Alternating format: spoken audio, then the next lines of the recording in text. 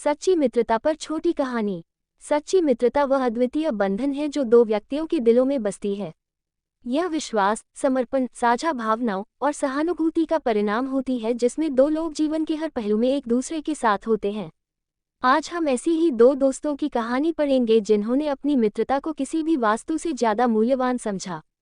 एक बार की बात है, एक छोटे से शांतिपूर्ण गांव में रोहन और अंकित नाम की दो दोस्त रहते थे। दोनों बहुत प्यारे और दिखने में भाई जैसे थे। वे बचपन के दोस्त थे और एक दूसरे से हर बात साझा करते थे। उनकी दोस्ती शहर में चर्चा का विषय थी और हर कोई उनके बीच के रिश्ते की प्रशंसा करता था।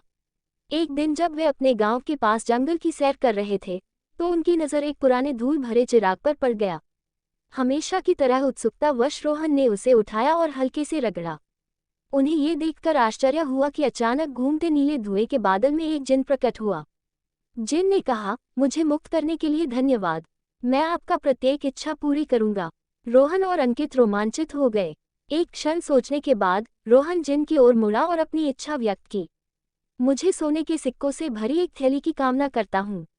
एक पल में रोहन के हाथ में सोने के सिक्कों की एक थैली आ गई।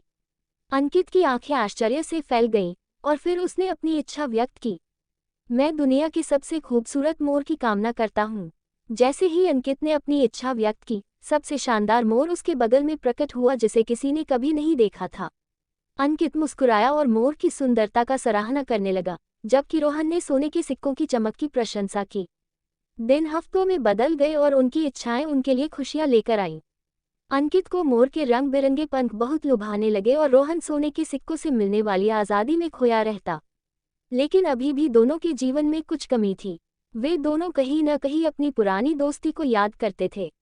एक शाम अपने पसंदीदा पेड़ की छाया के नीचे दोनों एक दूसरे को देखा और महसूस किया कि हमारी ये इच्छाओं ने हमें कितना अलग कर दिया था।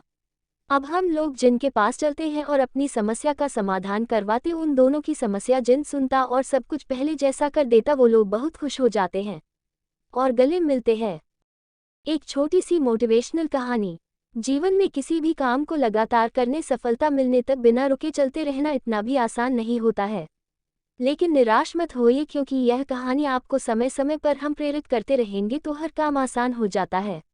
आज की छोटी सी कहानी आप में नई जान फूंक देगी और आप जिस भी काम को लगातार करना चाह रहे होंगे उसके लिए आपको ये कहानी प्रेरणा देगी। एक छोटे से खेत में एक जवान लड़का और उसका दादा मिट्टी खोद रहे थे। वे मिट्टी को पलट रहे थे, उसकी गांठों को तोड़ रहे थे ताकि मिट्टी उस वर्ष की बुवाई के लिए अच्छे से तैयार हो सके। उस काम में काफी कड़ी मेहनत थी, लेकिन उनके सभी प्रयास एक अच्छी फसल प्राप्त करने के लिए आवश्यक थी। बूढ़ा आदमी अपने 70 की उम्र में भी अच्छी तरह से कड़ी मेहनत कर रहा था। हाथ थकान से वो काफी हद तक हौंफ रहा था। हर प्रहार के जोर से उसके माथे से पसीना टपकता था, लेकिन फिर भी वह शिकायत नहीं कर रहा था। उसका पोता, जो महज 17 साल का था, तंदुरुस्त और ताकतवर, वह मिट्टी को पलटने और गांठों को तोड़ने में लगती मेहनत और ताकत के लिए कोसता, फिर वहां खड़े होकर वह हाँफता और थोड़ी देर की रुक जाता।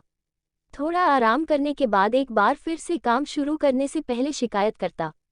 थोड़ी देर बाद युवा पोता देखता है कि उसके दादाजी ने जितना काम कर जमीन को तैयार किया वो खुदने की तैयार की जमीन से बहुत ज्यादा है। दादाजी, जब आप इतने बूढ़े हो फिर भी आपने मुझसे इतना अधिक काम कैसे किया? पोता अपने दादा से पूछता है। दादाजी ने उसे जो जवाब दिया उसकी उसे उम्मीद नहीं थी। जब हम किसी काम को मुश्किल मानते हैं और उसके बारे में ज़्यादा सोचते हैं तो सच में मुश्किल हो जाता है, और हम बिना सोचे जब उसे करते हैं और करते ही रहते हैं तो वो आसान हो जाता है। पोता थोड़ा अचंभित हो जाता है, इसलिए दादाजी अपनी बात जारी रखते हैं। जब हम अपना समय ये सोचने में बिताते हैं कि कोई काम कितना कठिन है और अभी कितना सारा बाकी है, तब हमारा मन बहाने बनाने लगता है। इन सभी चीज़ों के बारे में सोचना, अपने स्वयं के विचारों के बवंडर में फंसना ही उस काम को हमारे लिए बहुत ज़्यादा कठिन बना देता है। इसलिए समझदारी इसी में है कि वास्तविक रूप से पहली बार में शारीरिक कार्य किया जाए। जब आप तय किए काम के बारे में ज़्यादा सोचते हैं और अपने दिमाग को नकारात्मक विचारों पर ध्यान केंद्रित करने की अनुमति देते हैं, तो आपकी गति उस काम को करने के लिए अपने आप धीमी होते जाती है। अगर आपको किसी भी काम के दौरान सकारात्मकता बनाए रखना चाहते हैं तो आपको तुरंत उस काम को शुरू करना चाहिए, और अगर देखना और सोचना है तो जीतना आप आगे बढ़े, यानी कि जितना काम आपने अच्छे से खत्म कर लिया उसे देखें, न कि जो बाकी है उसे। उसके बारे में विचार करें। ऐसा करने से एक सुखद और सकारात्मक एहसास आपको उस काम को लगातार करते रहने की ऊर्जा देता रहेगा। मेरे चैनल को प्लीज लाइक और सब्सक्राइब करें।